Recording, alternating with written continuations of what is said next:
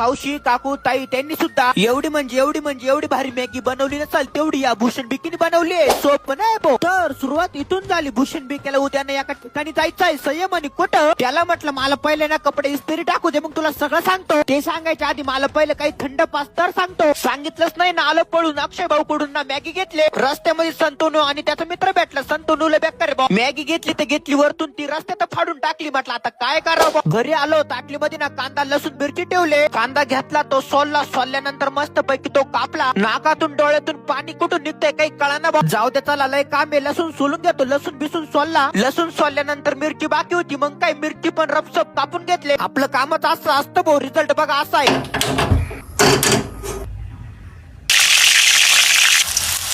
तेल गरम झाल्यानंतर कांदा लसूण मिरची ना त्या तेलामध्ये टाकायचे. चांगल्या अशा पद्धतीने परतून घ्यायचे. मॅगी क्वालिटी बनवायची म्हटल्यावर अंबारी मसाला स्वाना मसाला आणि हळद. बायांपेक्षाही क्वालिटी मॅगी बनवणार विश्वसनीय नाव म्हणजे भूषण बेके. एक ग्लास पाणी टाकल्यानंतर त्याला उकळी येऊ द्यायचे. मॅगी मसाला टाकल्यानंतर ती मॅगी त्याच्यात टाकून द्यायची. मॅगी तरतरीत आणि एकदम भारी अशी झाली होती. आता वेळ होती फक्त चव घ्यायची. मॅगी वाढायला लागलो ती डायरेक्ट राबलो आणि ताणायला लागली ना. अयो एवढी भारी मॅगी चला या तुम्ही पण खायला. मॅगी ना खातच होतो तेवढा तावात अय बिके दादा म्हटलं आता कोण आहे तुम्ही म्हणता ना बिके तुला व्हिडिओ बनवून काय भेटतं. लहान मुलांकडून मिळतं ते प्रेम.